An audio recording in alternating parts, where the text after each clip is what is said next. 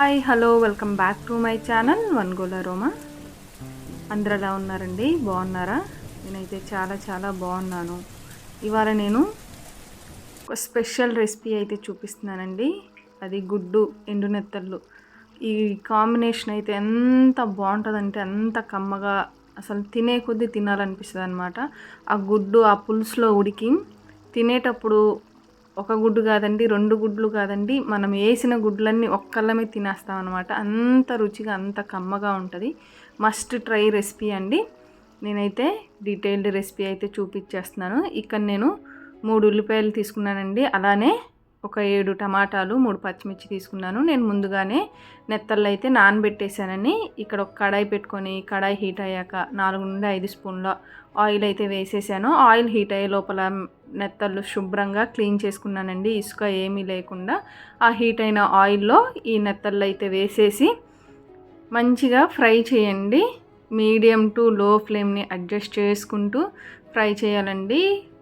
Light colour shade అయినట్లు ఉంటే, light brown colour వస్తే మనకి నెత్తళ్ళు ఫ్రై అయిపోయినట్టు అనమాట.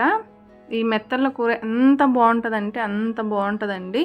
ఇలా మొత్తం ఫ్రై అయ్యాక ఆయిల్ నుండి సపరేట్ చేసుకొని ఒక ప్లేట్లో అయితే పక్కన పెట్టేద్దాము. అదే ఆయిల్లో కొంచెం మెంతిపిండి, కొంచెం పోపు దినుసులు, అలానే కొంచెం జీలకర్ర, పసుపు అండి వేసేసి మనం ముందుగా కట్ చేసుకున్న ఉల్లిపాయలు, నేనైతే ఇక్కడ 3 మీడియం సైజు ఉల్లిపాయలు తీసుకున్నానండి. అవి కూడా వేసేసుకొని కొంచెం కల్లుప్పు వేసేసి మంచి కలర్ వచ్చేంత వరకు అయితే ఫ్రై చేయాలండి. మీడియం ఫ్లేమ్లో పెట్టుకొని అడుగంటకుండా కదుపుతూ ఫ్రై అయితే చేసుకోవాలి మనము. అలానే వెల్లుల్లిపాయలు కూడా ఆయిల్లో వేసినా ఇక్కడ వేసినా పర్లేదండి. కొంచెం ఒక 4-5 వెల్లుల్లిపాయలు వేసుకొని ఇలా కలర్ చేంజ్ అయ్యాక మనం ముందుగా కట్ చేసుకున్న టమాటాలండి, నేను 7 నుండి 6 లేదా 7 టమాటాలు తీసుకున్నాను మంచి గ్రేవీ కోసం.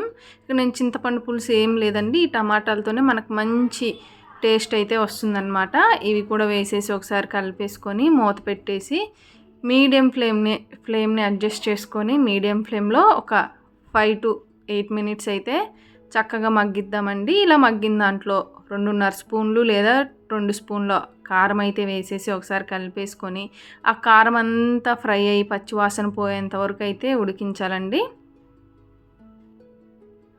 టమాటాలు మంచిగా ఉడికిపోవాలన్నమాట, మెత్తగా అయిపోవాలి టమాటాలు. ఇట్లా 4 నుండి 5 నిమిషాలు ఉడికించాక మీడియం ఫ్లేమ్లో మనం ఒకసారి కలిపేసుకొని అడుగంటకుండా మనం 1.5 గ్లాస్ వాటర్ అయితే వేసేస్తున్నానండి నేను. ఎందుకంటే ఎగ్ అలానే ఎండు మెత్తళ్ళు చక్కగా ఉడకటానికి నేను 1.5 గ్లాస్ వాటర్ అయితే వేస్తున్నాను. ఇట్లా ఎగ్స్ కూడా ఘాట్లు పెట్టేసుకొని మనం ముందుగా ఫ్రై చేసిన మెత్తళ్ళు కూడా వేసేసుకొని ఒకసారి కలిపేసుకోవాలండి. మీ దగ్గర కరివేపాకు ఉంటే కరివేపాకు వేసుకోవచ్చు. మరి అలానే ఎక్కువ కరివేపాకు వేయొద్దండి, ఆ స్మెల్ని డామినేట్ చేస్తా అనమాట. సో అందుకని నేను ఇక్కడైతే కరివేపాకు వేయలేదు. ఈ స్టేజ్లో నేను ముందుగా కట్ చేసుకున్న 3 పచ్చిమిర్చి అయితే వేసేసి ఒకసారి కలిపేసుకొని మూత పెట్టేసి మీడియం టు లో ఫ్లేమ్లో ఒక 10 నిమిషాలు అయితే ఉడికించాలండి. మధ్యలో కదుపుతూ ఉండాలి, లేదంటే అడుగు పట్టేస్తుంది. చూసారు కదా ఎంత మంచిగా గ్రేవీ ఉందో, చాలా చాలా బాగుంటుందండి. అసలు అన్నంలో తింటూ ఉంటే వేడివేడి అన్నంలో ఎంత కమ్మగా ఉంటుందంటే అంత కమ్మగా ఉంటుంది. అసలు ఆ స్మెల్కే మనము ఆకలేసేస్తా అనమాట, కడుపులో బాధ అనమాట, తినేయాలి గడబిడ అన్నట్టు అట్లా ఉంటుంది కదా. అంత మంచి స్మెల్తో చాలా బాగుంటుందండి. ఆ పచ్చిమిర్చి కూడా తినేటప్పుడు ఎంత టేస్ట్ ఉంటుందంటే అంత టేస్ట్ ఉంటుంది అనమాట. మనం మధ్యలో ఉడికేటప్పుడు, పులుసులో ఉడికేటప్పుడు వేసాం కాబట్టి పచ్చిమిర్చి కూడా ఎంత ఉడకాలో అంతే ఉడికి తినేటప్పుడు సూపర్గా ఉంటుంది. ఖచ్చితంగా మీరైతే ట్రై చేసి మీకు ఎలా కుదిరిందో మీ కమెంట్ అయితే చేయండి. ఎవరైనా కొత్తగా మన ఛానల్ని చూస్తుంటే లైక్ చేయండి, షేర్ చేయండి, సబ్స్క్రైబ్ చేయండి, బెల్ సింబల్ని అయితే క్లిక్ చేయండి, మరిన్ని నోటిఫికేషన్స్ వస్తాయి.